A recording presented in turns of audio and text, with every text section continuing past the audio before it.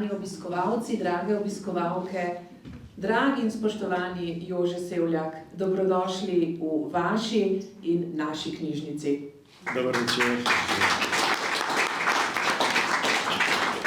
Nocojšnji dogodek bo tako menim poln spominov. Naše poti se namreč križajo in prepletajo že dolga leta. Jože Sevljak, ugledni kulturni ustvarjalec, se je dotaknil domala vsakogar med nami. Bil nam je učitelj, ravnatelj, direktor, pesnik, pisatelj. Bil je zaveznik domoljubnim idejam preteklosti, bil pa je tudi snovalec vizij prihodnosti. Bil, a poudarjam, da je še vedno. Za čimer je stal pred desetletji, se podpiše še danes. Takšen človek je, mož dane besede. Jožetu smo obljubili, da mu nocoj ne bo treba spet vsega na novo povedati. Skromno je namreč dejal, pa saj sem že ničkolikokrat vse povedal. No, bomo pa nocoj več pripovedovali drugi. Večer nam bodo lepšale pevke ženske vokalne skupine Lipa. Veliko bodo izpovedali odlomki iz literarnih del našega gosta, a vseeno ga bomo prosili, da se tudi sam oglasi, kaj doda in ponazori. Spoštovani Jože, vaš rojstni dan smo tudi letos povezali z dnevom splošnih knjižnic. 30 let imamo knjižnice že svoje združenje, vi imate rojstni dan že 80 let in vsako leto se takole v novembru nekako prepletemo, spomnimo drug na drugega, ampak danes se bomo predvsem spominjali vašega ustvarjanja, vašega plodovitega življenja in preden zavijugamo na to čudovito pot, vas prosim za besedo, za pozdrav našim obiskovalcem. Ja, prav lep pozdrav vsem vam, dragi prijatelji, ljubitelji knjig, ljubitelji naše knjižnice, naši glasbeniki, s katerimi sem včasih sodeloval, in vsi prijatelji, moji prijateljice, lepo pozdravljeni. Zelo sem vesel, da ste nocoj tu, da skupaj kakšno besedo rečemo o literaturi, o ustvarjanju. Mogoče jaz ne bom tako gostobeseden, kot sem ponavadi, ampak kar me boste vprašali, bom rade volje povedal. Iskrena hvala za ta čudovit dogodek, ki ste ga pripravili, vam, direktorica, vam, scenaristka in vsem vam, ki ste prišli in zasedli ta prostor. Hvala lepa in prisrčno dobrodošli.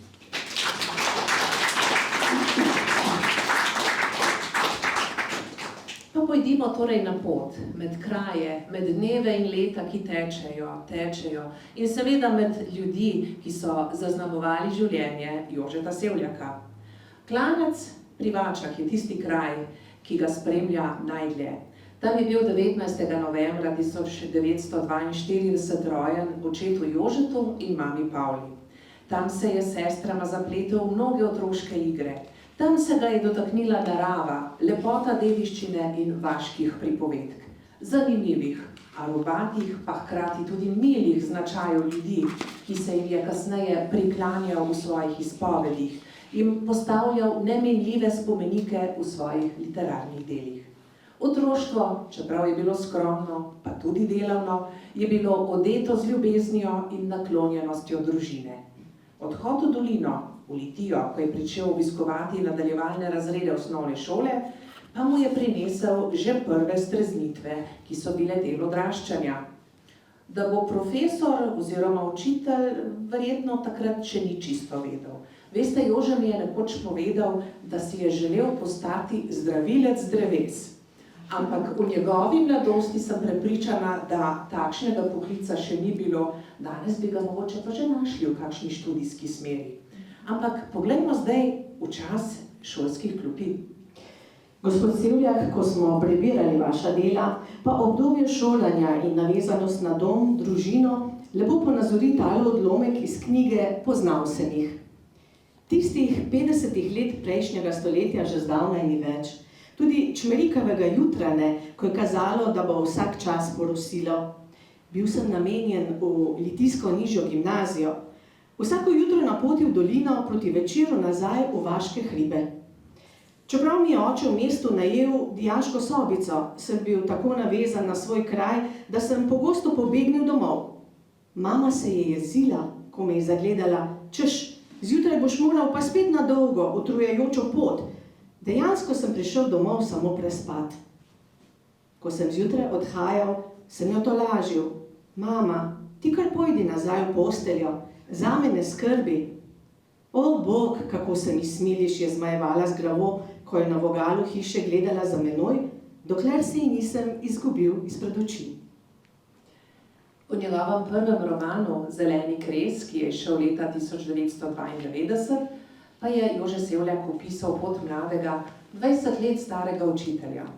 Marko pride v prvo službo v vas Rogovilo, kjer prevzame delo režiserja v vaškem gledališču.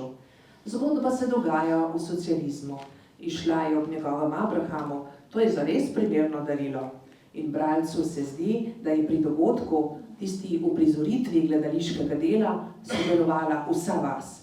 Bilo je vznemirljivo vzdušje in to slikovito delo, ta roman, se nam zdi, da ima gotovo navdih v vašem delu, spoštovani Jože, ko ste bili učitelj in, bom rekla, ste spoznali delo in življenje na vasi. In tudi delo z mladimi gledališčniki je Jožeta zelo veselilo. Zavesa se je spustila tudi tokrat. Dvorana je sprva onemela, potem pa je izbruhnil pravi vihar navdušenja. Ploskali so vsi, gledalci v dvorani in tisti zunaj. Mi pa smo se od sreče objemali in jokali. Množica se je zdaj usmerila proti spomeniku. Na čelu sprevoda je korakala godba. Za njo so se zvrstili nosilci praporov, borci, mladina in krajani.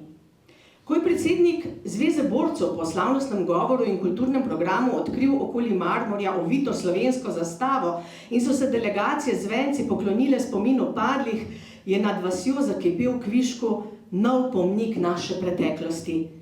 Bilo je slovesno, da je človeka odganjenosti tiščalo v grlu. Omenila sem, pa takšne so bile tudi kritike, da gre za realistično delo, ki se pa zelo oziroma močno razlikuje od pravljic. Te pravljice namreč je pa Jože Sevljak začel pisati precej kasneje, ampak tudi v njih najdemo zelo veliko resničnosti. Človeka namreč najbolj zaznamujejo njegovi najzgodnejši vtisi. Rojstni kraj, razgibana pokrajina Vače z okolico, pa tisti zven krajevnih imen in ledinskih poimenovanj je včasih na meji resničnega, kar vzbuja najmanj radovednost, če ne še kaj več. In čez leta ste, kot sem omenila, priklicali na plan prav posebne pravljice, ajteološke se jim reče. Spletene so pa iz resnice in domišljije avtorja in pripovedujejo predvsem o določenem kraju. To so zgodbe, ki so vaša čudovita posebnost. Kamnov škrat in Zver iz rupe sta zbirki, ki zares nista namenjeni le otrokom. In čeprav v njih nastopajo zmaji, škrati, pa bele kače in tudi druga bajeslovna bitja, so to zgodbe za vse generacije.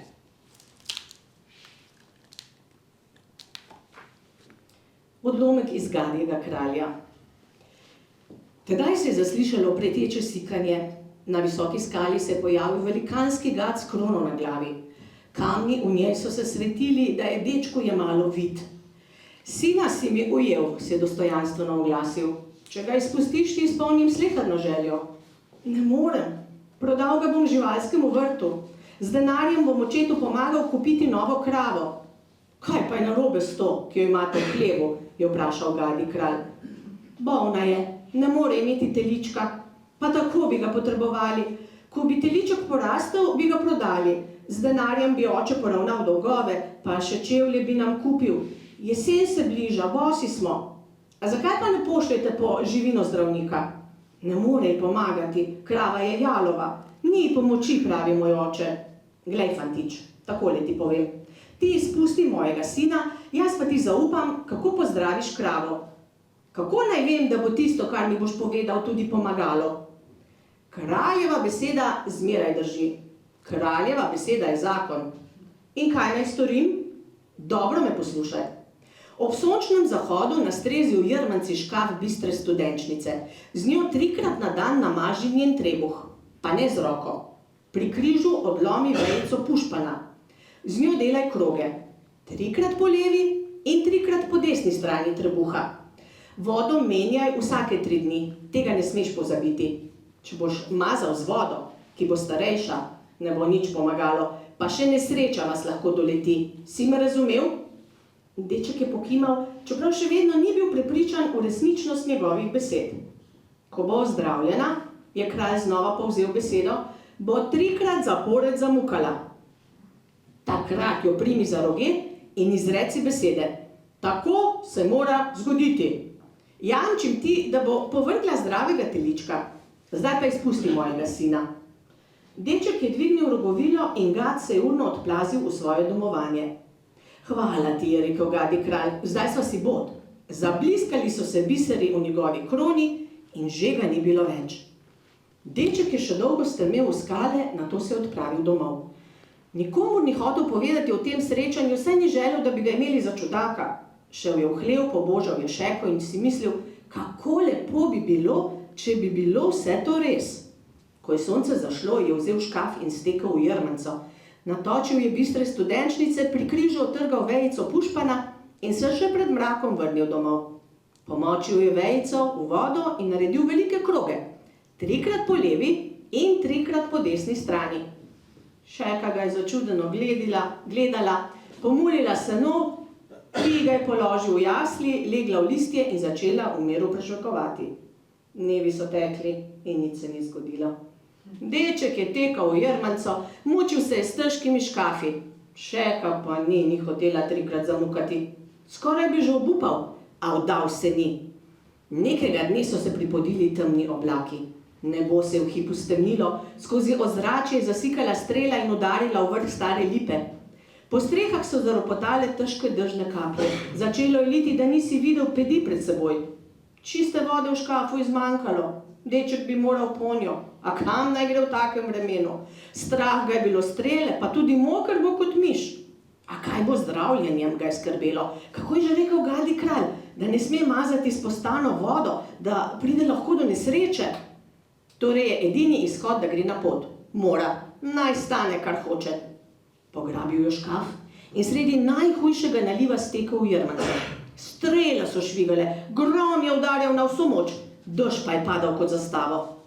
Popolnoma premočen, s potolčenimi koleni, ker je na blatni poti večkrat padel, je pritekel nazaj v hlev. Dežne kaplje so tekle z njega, pomešane z dežkimi solzami, ko je delal velike kroge po šekinem trebuhu. O, sveta nebesa, Šeka je 3-krat zamukala. Deček je zgrabil za roge in skoraj zakričal. Tako se mora zgoditi. V hlev sta pritekla oče in mama, pritekli so bratci in sestrice in ga začudeno gledali. Deček pa je kot brez uma vpil. Telička bomo dobili, telička! Ko se je po bližnjih in daljnih vasih razvedelo, da je jalova Šeka povrgla lepega in zdravega telička, so začeli prihajati kmečki gospodarji in dečka prosili za pomoč. Nikomur ni odrekel.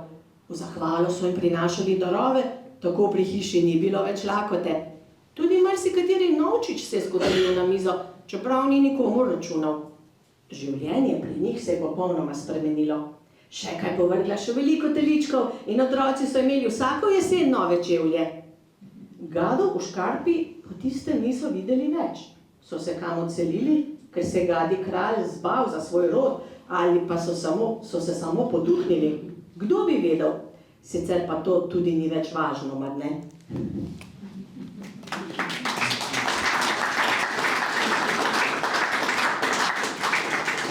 Naj dodam, da sem to zgodbo Gadi kralj brala na bralni uri v Domotisje in da so gospe poslušale široko odprtih oči in niti ena ni zadremala. Na koncu so na glas zaploskale, tako jim je bila všeč. Mnogi vas poznajo, se vas spomnijo. Neka gospa je dejala, jaz sem iz Hotiča, s čolnom so me pripeljali na breg, da sem šla na postajo v Kresnicah in v šolo v Ljubljano. In takoj sem se spomnila na vaš odlomek v knjigi Poznal sem jih. Po prvem letniku učiteljišča 1958 se je naša družina preselila s Klanca v Litijo. Oče in mama sta v Gradcu na planoti nad železnico in reko Savo, na mestu, kjer je nekoč stala lesena koča, zgradila lično enodružinsko hišo.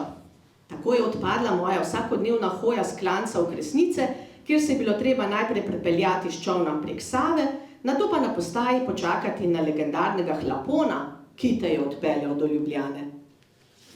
Ja, in kot ste ugotovili, zdaj naše časovno potovanje nadaljujemo v prestolnici.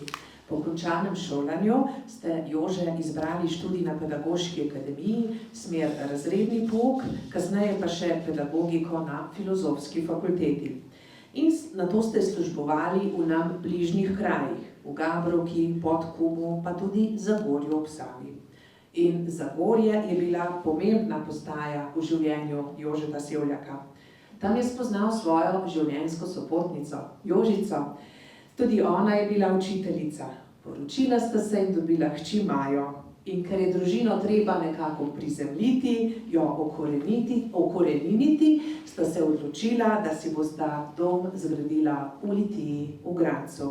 V bližini sta imela tudi starše, pa seveda tudi brata, in s katerim, naj dodam, sta bila Jože in Stane zelo povezana. In vse bolj Jože ste postajali Litjan, tako zaradi bivališča, kot tudi zaradi vašega službovanja.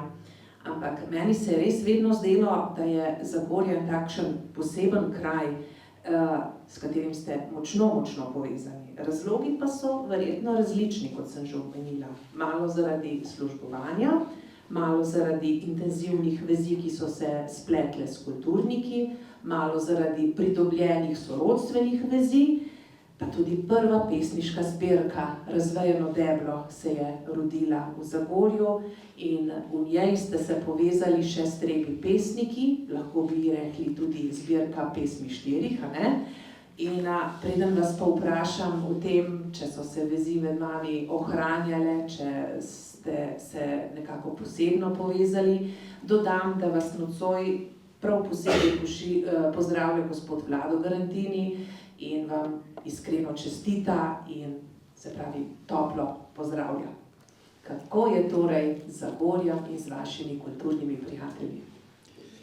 Ja, spomini na Zagorje so prijetni. Tam sem doživel veliko tega kulturnega zanosa, mnogi so pisali tako kot jaz.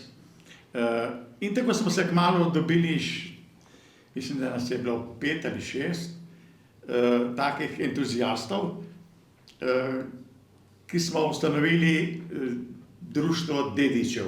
Imeli smo se za, ne vem, dediče od slavnih pesnikov in pisateljev zagorskih, seveda mi še bogi, reveži, ampak nekako v tem duhu smo se skušali organizirati. In smo gostovali okrog, smo hodili po Sloveniji, tudi v Litiji smo bili, na Bogenšperku in moram reči, da so pa še na Gorenskem, pa še marsikje drugod, tako da se nas kar prijetno sprejemali. Jaz sem imel še neko posebno afiniteto do Zagorja, do tega knapovskega kraja, ker se čutim povezanega s knapovščino. Namreč moj rod nekako je tesno povezan z rodarji.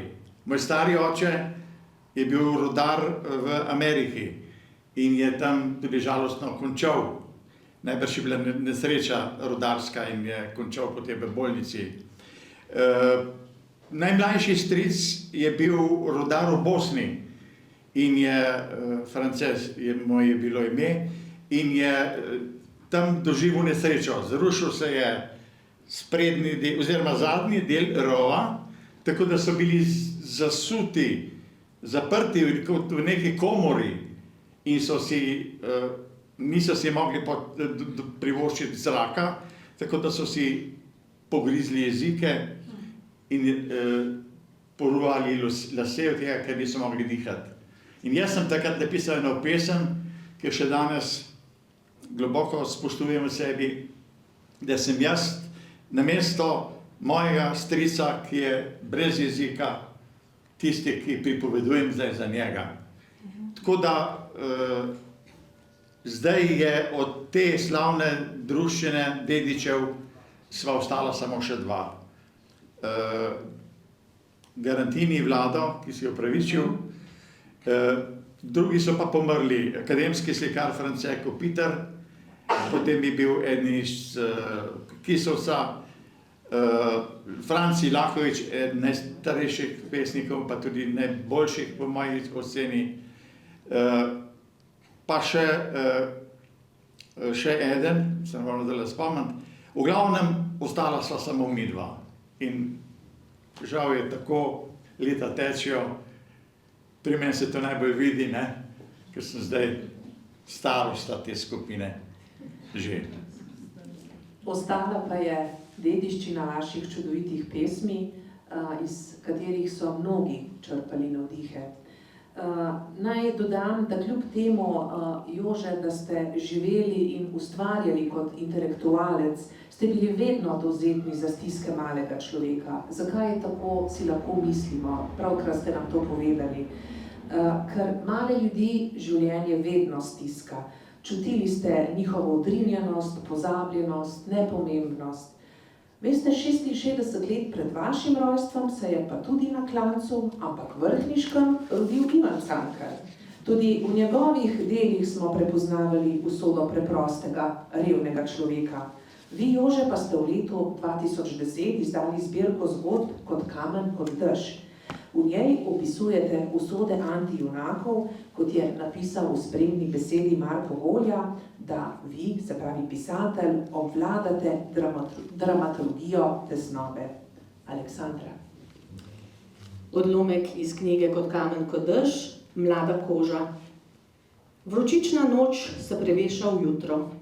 V sobi je vroče, odpenja si pižamo, razgalja si prsi, da se na njih zasvetijo roji kapljic. Že po noči je zvonil, morali so ga preobleči, čisto moker je bil. Zamenjali so celo rjuho, zdaj je spet vlažna. V pravokotnem oknu se riše oranžna svetloba mesta. Veliko poslopje se prebuja. Počasi zahrumijo hodniki, oglasijo se prvi koraki. Zaganjajo se proti vratom, postavajo, kot da so zašli, se znova usmerjajo naprej, spet malo postojijo in se nato vračajo. Vrata se odpro. S hodnika smukne v sobo neonska svetloba. Ljudje v belem vstopajo, usmerjajo se proti posteljam, delijo toplomere in si zapisujejo nekaj na liste. Kako ste spali, gospod, še vprašajo, pa niti ne čakajo odgovora, že hitijo naprej. V sobo pride sestra, črnih zadaj spetih las. Skloni se k njemu, ti pa žilo. Mlada koža diši kot mandljevec. Lepo napeta je. Na sencah ji nekaj pramenov uhaja izpod modrega traku. Kodrčki se obešajo navzdol in se vsakokrat, ko se skloni, stresejo. Išče žilo, z roko jo treplja, da bi stopila, da bi bila bolj vidna. Prevezuje roko, zabada, ustnice trzajo, ko potegne v prazno. Znova nastavlja, pritisne, da zaskeli. Hudo boli, se v zadregi nasmehne. Beli zobje ji zabliskajo kot skalni previs nad modrim nebom. Poskuša znova. Noge jo bolijo zaradi prisiljene drže, počepno ob posteli. Sliši se, kako se premikajo njena svilnata oblačila, ko se muči še naprej. Čisto vas bom prebodla, se opravičuje. Lica ji pordečijo. Vi kar dajte, pravi in gleda skozi okno. V sinje nebo, čisto se je že zdanilo, v vrh dvigala, v ročico, ki v posebnem zabojniku odvaža sneg s streh. Ne gre, pravi in kliče sestro Marijo. Čakaj, Nada, reče, ko pride. Starejša je in bolj izkušena. Veš, jaz bi kar s klasično iglo, sem je najbolj navajena. Z levico objame roko, mu napne kožo, z desnico upada, potuje z iglo po žili, se obrača, v njej raziskuje, dokler ne potegne v brizgalko goste, skoraj črne krvi. Ubodno v jamico namesti cevčico in jo oblepi z obliži. Vidite, si vidno oddahneta obe, zdaj bomo lahko nastavili infuzijo. Počasi kaplja bela tekočina v žilo, beli mehurčki potujejo po cevki navzgor. Tik, tik, teče navzdol v njegovo žilo, da mu postaja čudno toplo. Mlajša uravnava dotok, steguje se k stojalu, da se ji dvigne krilo, da se pokažejo zaobljena kolena in se zasveti belina nad pregibom. Zdaj bo pa v redu, gospod, pravita. Malo se odpočite, Do vizite vam bo stekla prva steklenička, potem se vidimo. Odpravljata se na hodnik in mu pomahata. Nocojšnji večer nam lepšajo pevke ženske vokalne skupine Lipa. So dragocene kulturne mojstrice našega okolja. Vsako leto se jih veselimo ob nastopu na festivalu Slovo po letju. Lani so prepevale z Eldo Viler in Ano Dežmar, letos pa z Rudijem Bučarjem in njegovim bendom. Ob njihovi simbiozi je izšel tudi prvi CD skupine, saj so z Ano posnele skladbo Nora je misel, Rudi Bučar pa je avtor in izvajalec 2 skladb, ki sta našli mesto na ploščku, in sicer Tisti ljudje in Sem znala jaz. Prvo smo že slišali, zdaj pa prisluhnimo še Tisti ljudje. Ženska vokalna skupina Lipa.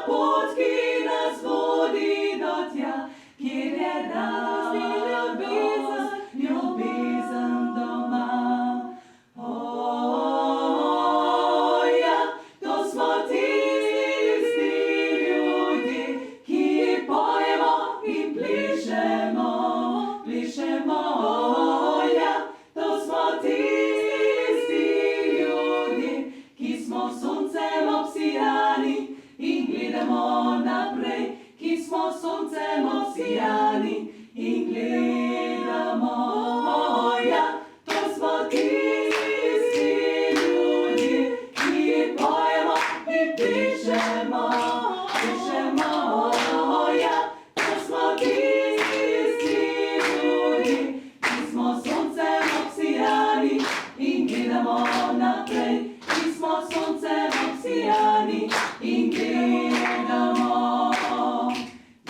gledamo naprej.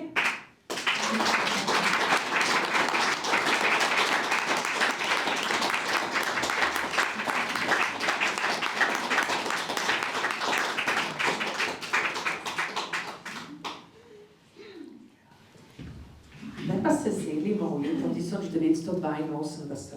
To leto je za našo skupno preteklost zelo pomembno. Knjižnica se je iz Farbarjevega turna preselila sem v glavarstvo. Tudi Jože Sevljak, kot direktor Zavoda za izobraževanje in kulturo Litija, katerega del je bila tudi knjižnica, je imel svojo pisarno tu v tej hiši, saj nekaj časa. Te dni smo knjižnice obeležile svoj dan, kot sem omenila, in mi v Litiji že 40 let ustvarjamo zgodbe v tej hiši. In veliko smo jih ustvarili povezani z vami, Jože, saj ste bili naš direktor do leta 2002. In najbrž se ne motim, če rečem, da je bilo to kar pomembno obdobje vašega življenja. Posvetili ste se razvoju institucionalne kulture v naših krajih, povezovali ste ustanove in posameznike. ZIK, kot se je naš skupni zavod takrat krajše imenoval, je imel tako na skrbi še Delavsko univerzo, pa glasbeno šolo, pa nekaj časa grad Vogelšperk in seveda dvorano na stavbah in seveda knjižnico. Nekaj časa ste skrbeli tudi za izdajo časopisa Občan. ZIK pa je bil tudi tisti naslov, ki je skrbel za organizacijo proslav in prireditev, in to je največkrat pisal, vodil in tudi režiral kar direktor sam, Jože Sevljak namreč. Vedno smo vas pa radi tudi poslušali, ko ste nam brali ali pripovedovali. Izbrane besede ste znali priklicati, pa ne le to. Imeli ste tudi več kot le občutek za primerne poudarke, intonacijo, melodiko. Vaš glas, Jože, je bil vaše močno orodje, namenoma ne bom rekla orožje. Ne brez razloga. To je bil šolan radijski glas in radio je bil nekaj časa vaš ljub medij, vaš konjiček. Kako ste se povezali z njim, z radijskim delom namreč? Ja, jaz sem začel to že kar zgodaj, še ko sem bil študent na pedagoški akademiji, me je prijateljica, radijska napovedovalka Tonja Rahonc, ki je z mano študirala skupaj, nagovarjala, rekla, Jože, dej si ti javna, zdaj je tečaj na Radiu Ljubljana, javi se, imaš smisel, kot vidim, pa boš šel na tečaj, pa boš potem lahko napovedoval na Radiu Ljubljana. No in jaz sem se res prijavil, kot študent, seveda s to mislijo, da bom kakšen dinar zaslužil. No in sem hodil tja na tiste vaje. Moram povedati, da nas se je prijavilo 130 kandidatov,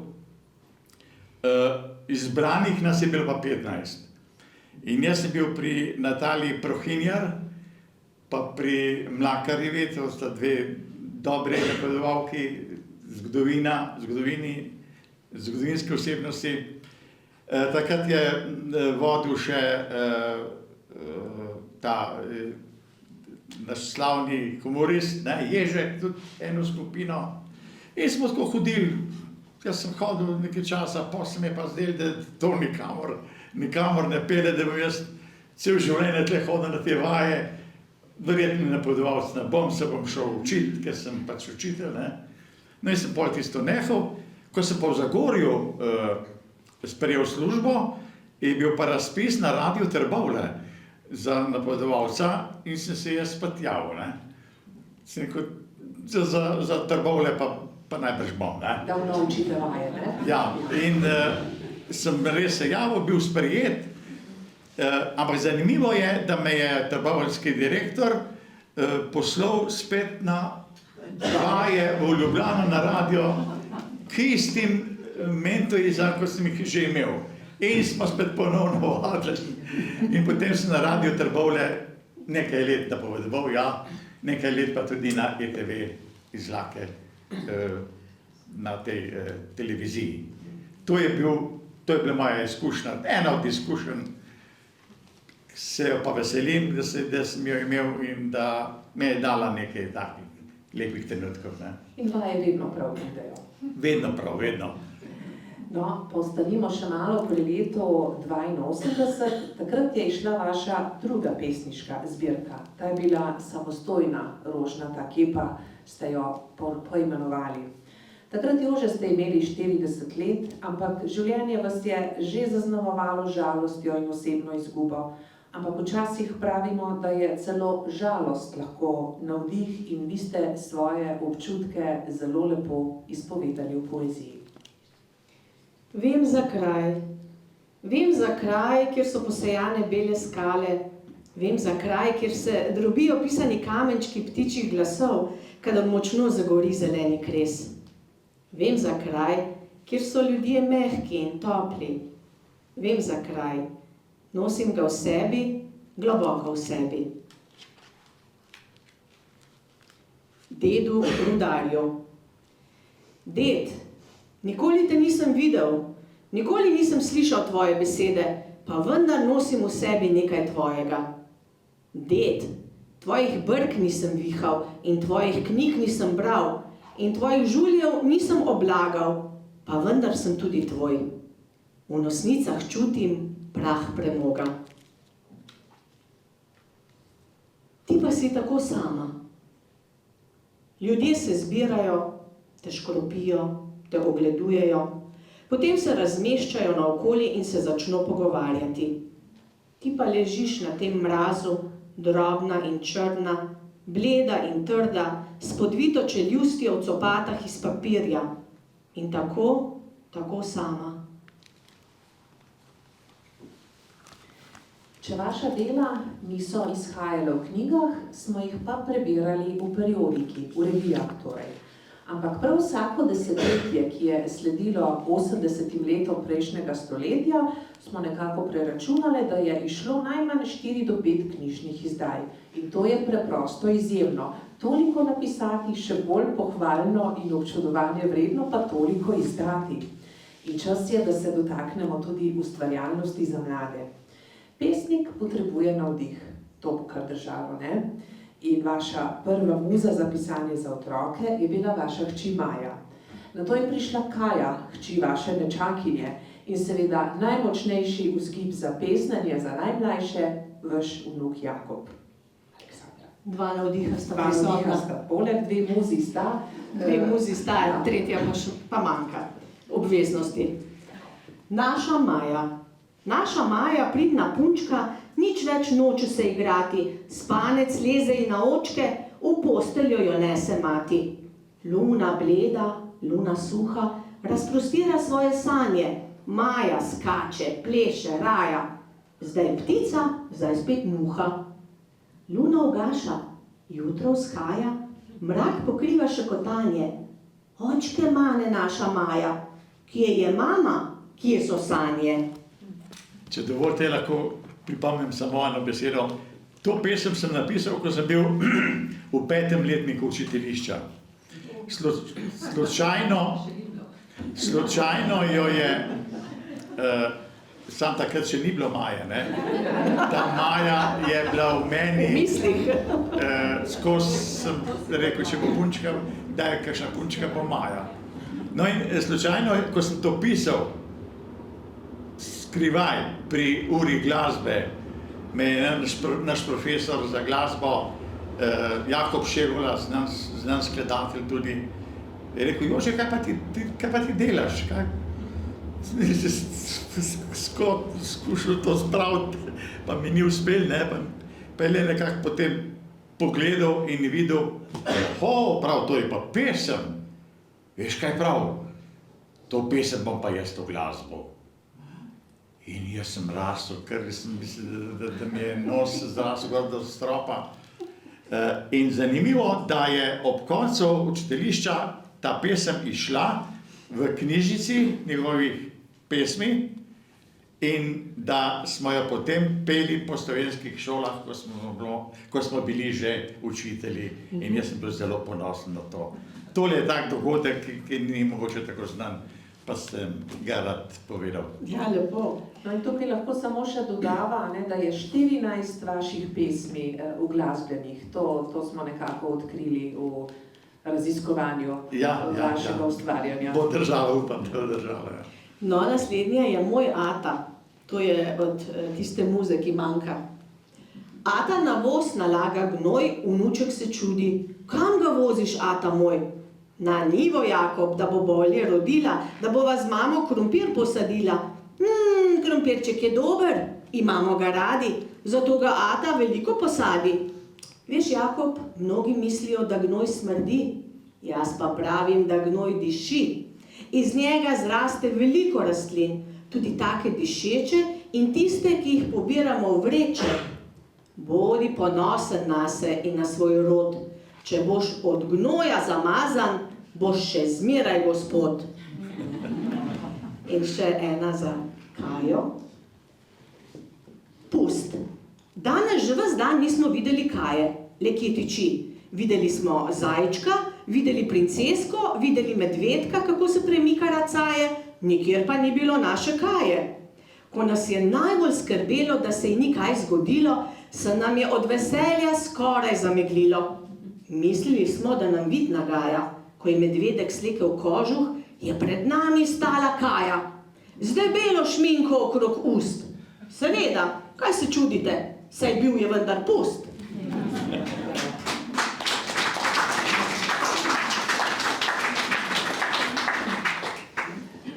Omenili smo, da so po vaših navdihih nastajali tudi scenariji za prireditve. In kot scenarist ste bili prisotni tudi na slovesnosti ob odkritju obeležja na Geosu. To je bilo 4. julija 1982. Ne gre vse čisto gladko, smo izvedeli. In takrat je, groza, zmanjkalo elektrike. Ampak je organizatorje potolažil gospod Mitja Ribičič, oziroma tovariš Mitja Ribičič, češ tudi to se zgodi in da se ni treba preveč jeziti. In ob tem obeležju, Jože, ki ste ga vi v življenju res velikokrat obiskali in bili tudi zaslužni, da ga imamo, se je v knjigo predsednikov upisal tudi naš prvi, gospod Milan Kučan. Tudi takrat ste bili poleg. In res veliko doživeti se je nabralo, ne samo tu ob obeležju, tudi drugače. In vi ste jih vključili v knjigo, poznal sem jih, za kar smo vam res hvaležni. Pa še en šaljiv dogodek, ne, Aleksandra, je povezan s predsednikom države. Lahko še nekaj povem tu ob Geosu. Res sem bil zraven, ko smo se pripravljali na otvoritev tega obeležja. Tudi naš gospod župan je veliko sodeloval tu okrog, da smo ga dobili. Jaz sem enkrat doživel eno kritiko, ko mi je nekdo iz Ljubljane od teh članov tega odbora oponesel.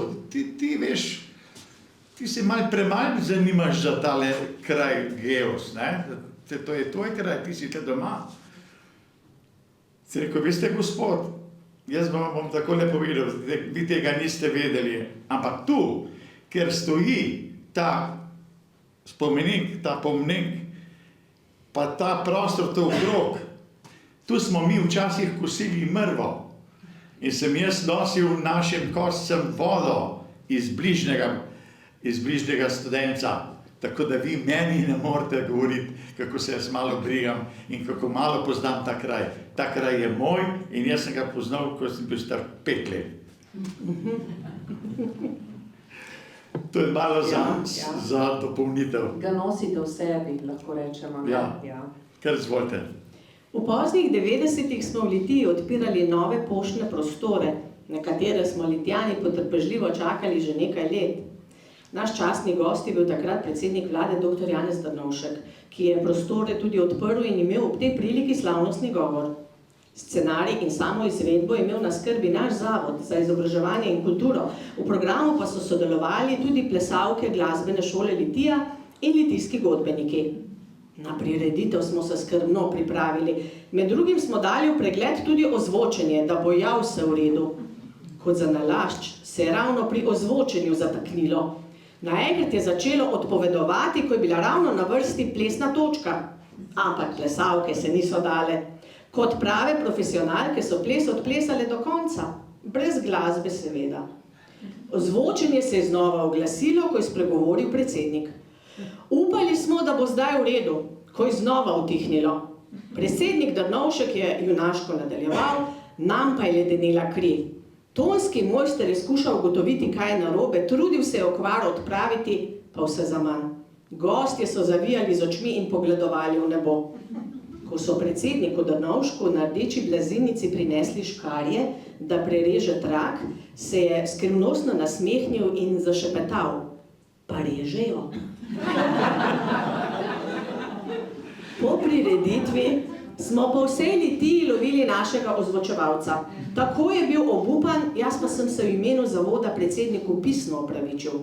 Menda je rekel, da se take stvari lahko vedno zgodijo in sploh ni dramatiziral. Bolj revoltirani so bili visoki poštni uradniki, ki so preklinjali, da se je kar iskrilo. Pa sem jim kar naravnost povedal, da so tukaj gostje in naj se tako tudi obnašajo. Malo hladne prhe jim vsekakor ni škodilo. No, z Aleksandro sva se še zabavali, ko sva brali vaše opise vloge statista v Plesni točki, in sicer v mladinskem filmu Nočni izlet. Na koncu plačila za vlogo sploh niste prejeli, ker ste šli prej domov.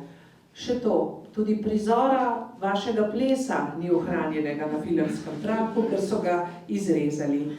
Jožetu pa je ostal spomin na ožuljene noge, tako je zapisal. No, in v tej isti knjigi, zelo je poučna in tudi zabavna, spoznamo mnoge znane osebe, igralce, pevce, pisatelje, pesnike, ki so vam prekrižali pot oziroma zapolnili življenje. Posebno vez pa sta imela z igralcem, ki se ga spomnimo po besedni zvezi, in odpujsala sta domov.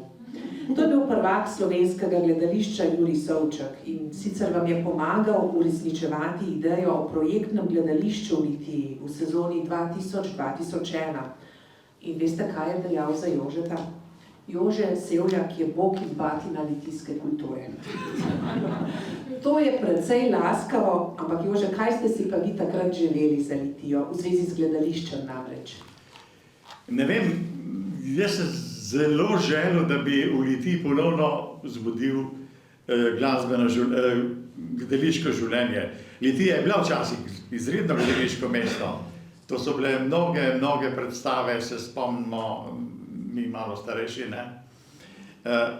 Potem, ko smo pa imeli ZIK ustanovljen, sem pa jaz začel sanjati, kako da bi tle eno gledališče, eno pol profesionalno gledališče osnovali, ob katerem bi rasle še naše generacije mladih igralcev, igralk. In nekako smo prišli potem do tega igralca. No in je ta pogruntal, da bi bila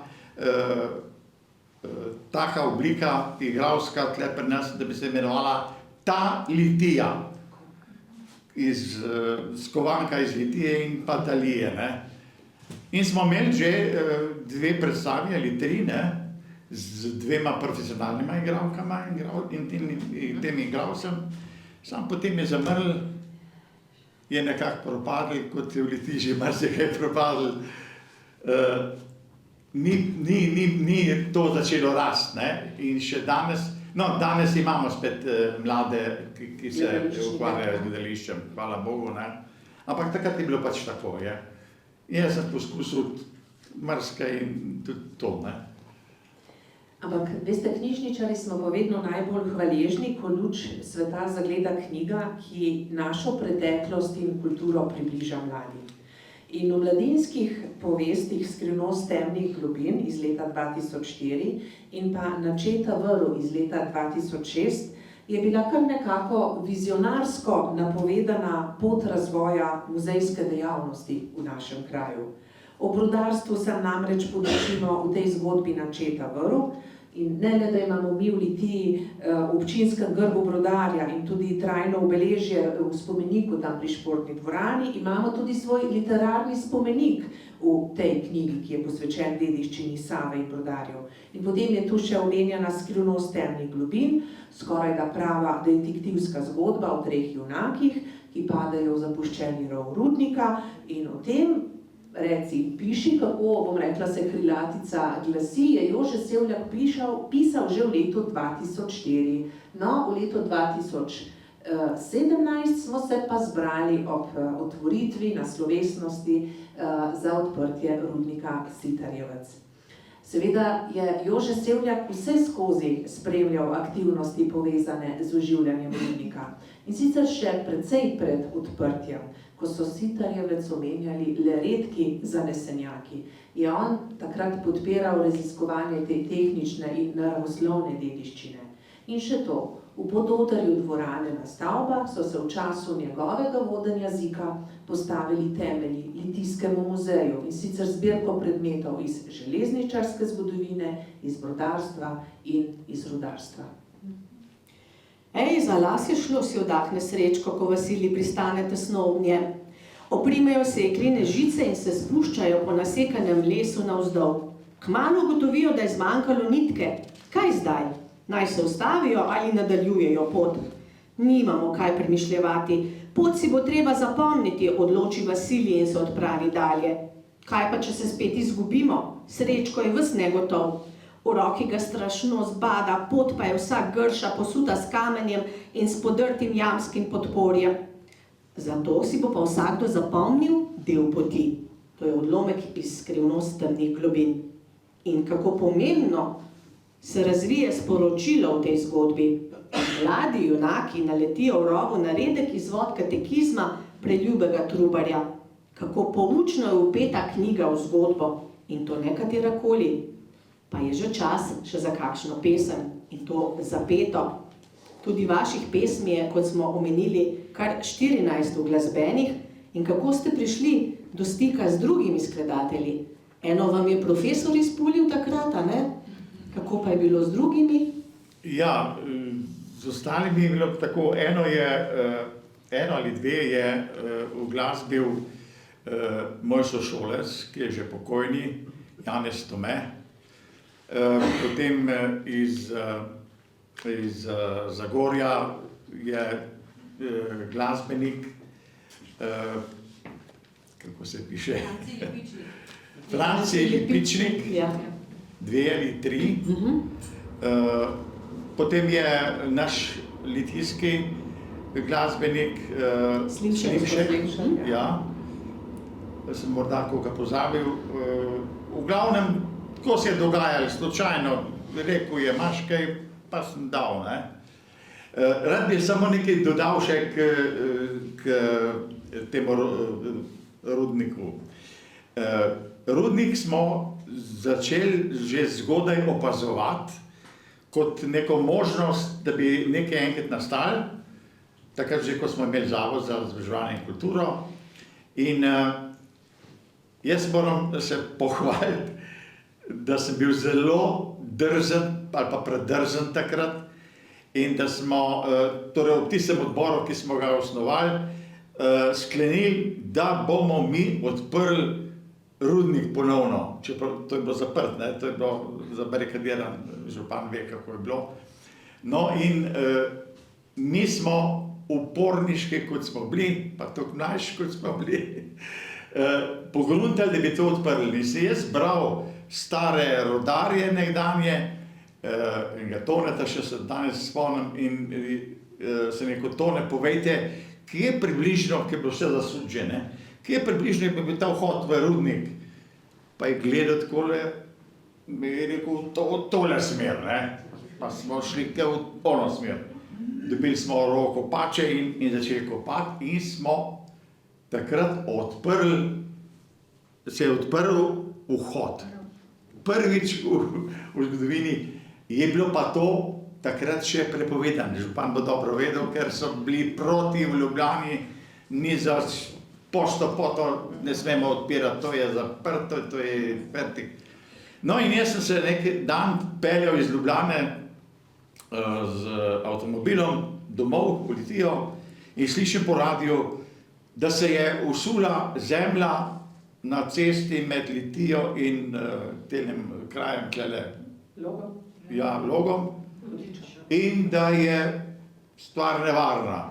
In jaz sem bil trdno prepričan, da se je usulo iz tega rudnika, ki sem ga jaz nekako dal po svoje odpret. In ko sem se peljal v Litijo, sem se že videl, kako imam roke zvezane, se ko zdaj me bojo pa zaprli, ne? Ker sem nekaj začel, ker se ne bi spel. No, k sreči je ta zadeva kasneje rodila obilen sad, tule gospod župan, ki je vodil te akcije, pa na te natečaje in tako naprej, in prišel do današnjega stanja, ko smo lahko na ta rudnik res ponosni in je eden najlepših, je tako župan, mislim, da je eden najlepših in da ima čudovite stvari, stalagnite in stalaktite, tako da jaz sem vesel, da sem bil takrat malo posiljen, ampak kasneje se je to srečno končalo z našo občinsko upravo, ne? In je danes tle rudnik. Tako. Zdaj pa je spet čas za glasbo, povabimo naše pevke, povabimo žensko vokalno skupino Lipa. Prosim.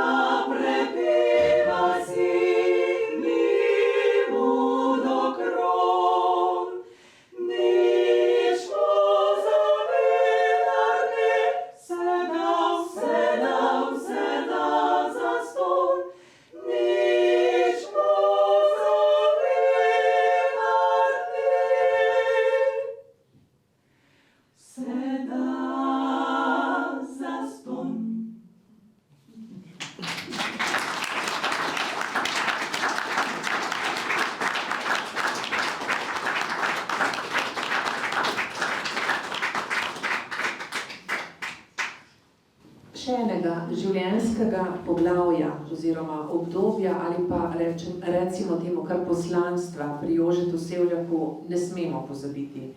Bil je predsednik Zveze združenj borcev za vrednote NOB Litija in s tem svojim delom je prispeval k ohranjanju pomembnega spomina naše zgodovine in varovanja identitete, tako s svojim doprinosom kot z mnogimi sodelovanji in povezovanji. Sam vojnih grozot sicer ni doživel neposredno, a so se ga dotaknile preko pripovedovanj in spominov drugih. Nastala so tudi dela s to tematiko, ki so zaživela v posebnih zbirkah, pesmi jeze in upora ter nekaterih drugih. Morda je tudi sam večkrat posegel po Kajuhovih pesmih, smo se spraševali z Aleksandro. V naslednjem letu bo namreč Kajuhovo leto, čeprav že letos mineva 100 let njegovega rojstva, pa so ga nekateri kar pozabili. Ampak razen izjem, mi Kajuha nismo pozabili. Prebirali smo ga na bralnih urah, zdaj pa z obiskovalci delim vaši pesmi. Lahko samo nekaj popravim, nisem bil jaz predsednik Zveze borcev, bil sem podpredsednik in ko je predsednik, tisti pred menoj, umrl, sem ga jaz nadomeščal kot podpredsednik par mesecev. Kot da bo čist jasno, da se ne bi kitel značil, ker nisem bil. Hvala lepa. Pesmi sta iz zbirke pesmi Jeze in upora. Mimo križa v smrt. Zvezane po 2 in 2 mimo križa vodijo v smrt. Nizko nad hišami visi decemberski dan, kot mrtvaški prt. Ko prispejo, si dekleta odvežejo rute, bose pokleknejo v sneg, še predno zalaja mitraljes, se zadnji osvobodi in požene v beg.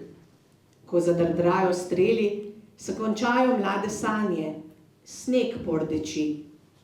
Bele snežinke padajo nanje, Dobrava gluši, na vejah se stiskajo ptice, nebo jih ti. V robec so jih zavili. Ves dan so potovali, da bi videli očka, ki je v teh krajih partizan. Na pot so šli mamica, 2-letni sinko in še nekaj ljudi. Noč bodo pri krmucu prespali, jutri pa zarana naprej. Toda glej, sovražni vojaki so hišo obkolili, slamo nosijo vanjo, s petrolejem so jo polili. Joj, hiša gori, ogenj je zajel vrata, liže okna in strope, izhoda pa ni. Mamica moja, joka sinko, mamica moja, kje si? Naslednji dan so z ožgane postelje pobrali drobne koščice, jih zavili v robec in na okensko polico položili. Tiho se vzpenja kolona v hrib. Med kadečimi tramovi nekdo kleči, kot blazen z rokami krili in onemoglo ječi. Pred nami pa je še nekaj neobjavljenih del. Pravzaprav pesmi Jože kar ne nehajo vreti iz vas. Zaupali ste nam jih v branje in z vašim dovoljenjem jih nocoj tudi nekaj delimo z obiskovalci. In ko jih prebiramo, spoznavamo, da obnavljate svojo vez z vašimi najbližjimi.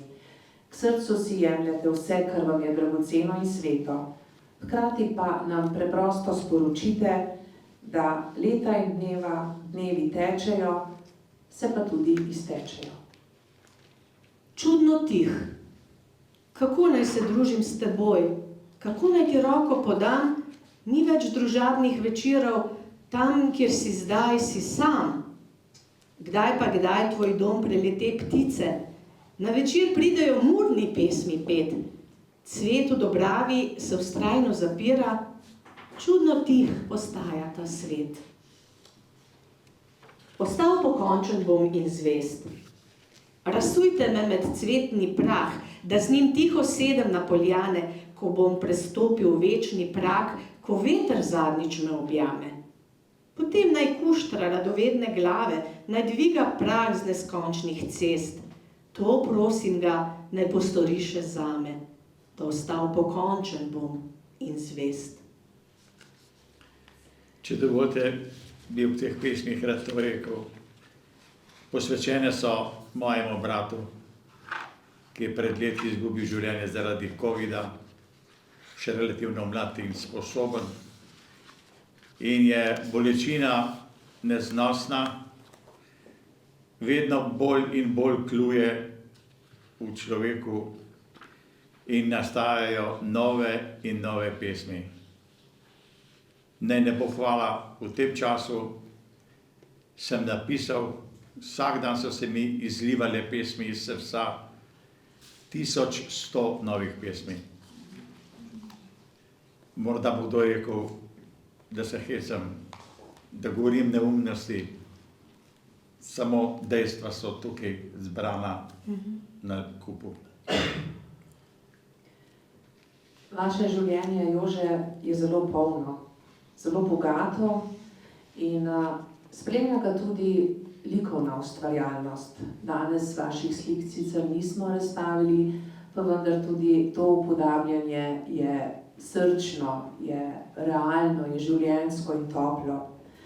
Precej pozornosti pa je zbudilo tudi izdelovanje izdelkov umetne obrti, ki ste navdih črpali iz naše bogate arheološke dediščine in to vaše delo je razveseljevalo v protokolarnih vodah in sicer v obliki daril.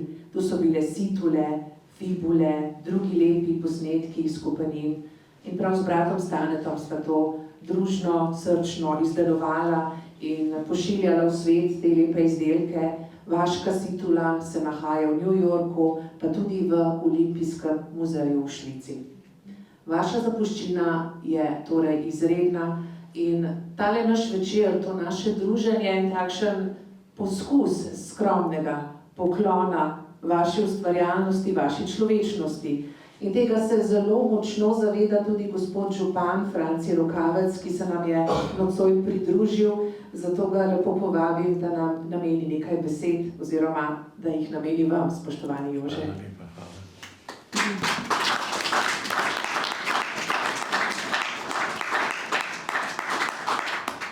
Ja, spoštovani gospod Jože Sevljak, jaz moram reči, da je vaše življenje tako polno, predvsem pa, da dajete tej skupnosti tisto moč in tisto energijo, ki jo res pri svojem delu skupnost še kako potrebuje. Namreč, mnogokrat smo raztrešeni med vsakdanjim delom in opravili, pa hitenjem, hočemo tja, sem, te opravki, drugi opravki, ta projekt, drug projekt, ampak predvsem zavedanje, da je kultura tista, ki nas pa res drži pokonci in da nas bogati. Ampak ne samo kultura. Ta kultura, ki ste jo vi podali, je zlita v ta lokalno okolje, v ta naš prostor.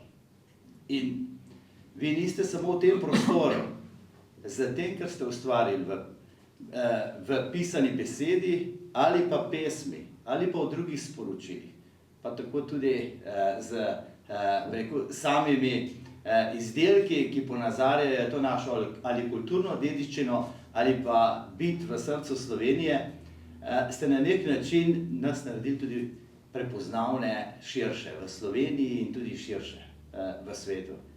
Jaz se vam res zahvaljujem. Zahvaljujem se tudi za to, tisto še enkrat moram povedati, da ste pomagali k temu, da se je ustrajalo, da se je ta biser nad Litijo spet odprl. In z tega vidika smo se potem odločili, da nekaj ob tem vašem jubileju iz tega bisera bi mogoče vam poklonili kot eno skromno zahvalo za vaše delo. Sicer je zdaj majčkeno prekrito za tolo mašnico, ampak od spodaj je en tak pigment sitarjevca iz okra in to iz obdobja pred milijoni let, ko se je začelo oblikovati to bogatstvo rudnika Sitarjevec. In jaz vam želim, da bi ta skromen, bi rekel, darilo, bilo en tak skromen odpustek lokalne skupnosti za vaše res življenjsko delo in vam želim veliko zdravja in še veliko plodnih let v prihodnje tukaj v Litiji in v srcu Slovenije. Hvala lepa. Iskrene čestitke, najlepša hvala. Vam tudi hvala, gospod župan, za vse razumevanje, za pomoč, za širino, ki jo kažete, in vam želim zdaj z novim mandatom, da svoje delo nadaljujete in da mu vsem pripravljate lepši in srečnejši dan. Najlepša hvala vsem.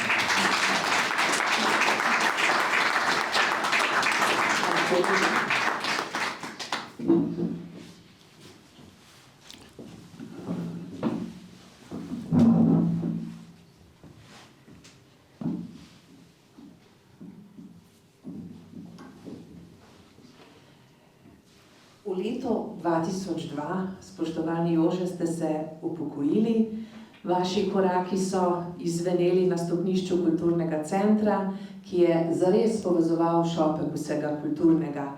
A že čez nekaj let so na teh istih stopnicah zazveneli hitri mladi koraki deklet, ki so se zbirala na prvih pevskih vajah. To so bile seveda naše lipke, kot jim tako ljubkovalno rečemo, in ki nam nocoj lepšajo to druženje. In lipa, Jože, je tudi velik simbol za vas. Nič kolikokrat ste jih tisti stari, kleni moški del, zbor litijski, vodili scenarij in pa s kulturno besedo, pa tudi Vaško lipo ste, bom rekla, spremljali na njeni poti oziroma pri njeni rasti. Gospod Cevljak, šopku pesmi, ki ga nocoj vežejo naše glasbene gostje Lipke, kot jih ljubkovalno nazivamo, težko konkuriramo. A s tem šopkom se vam zahvaljujemo za vse, kar ste v življenju storili in kar boste še storili za naš kraj in za naše ljudi. Hvala vam iz srca. Izvolite.